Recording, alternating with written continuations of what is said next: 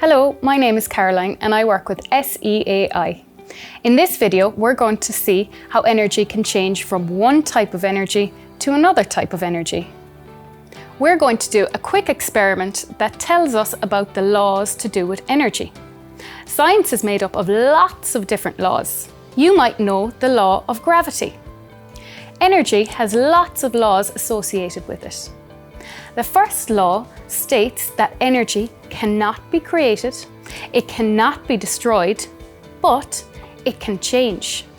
We're going to use this basketball to find out more. When I put this ball on the ground, it can't do very much. But if I pick it up, let's pretend my body is a ruler.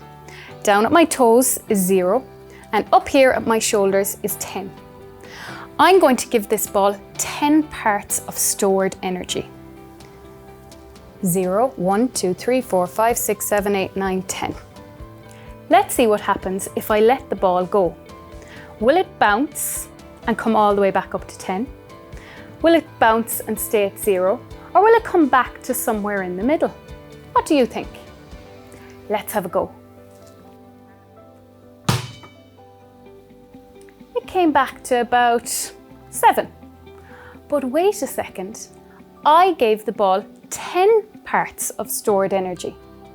What has happened the rest of the energy? Did it go missing? Was it destroyed? No. Remember, the law to do with energy states that energy cannot be destroyed.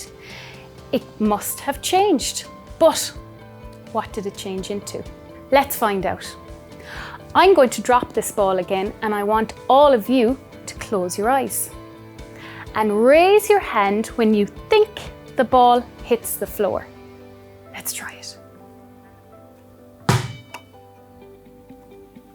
How did you know the ball hit the floor? Ah, you heard it. Well, sound is another type of energy. Some of the moving energy changed into sound energy. Let's see if we can find some more parts of energy.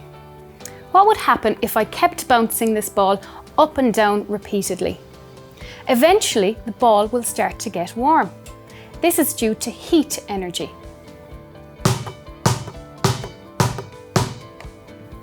We can see this by rubbing our hands together. How do your hands feel? They feel warm because of friction. Try it yourself. What's happening in your hands? You're creating heat. The moving energy changes to heat energy due to friction. So, the 3 parts of energy were not lost. They changed.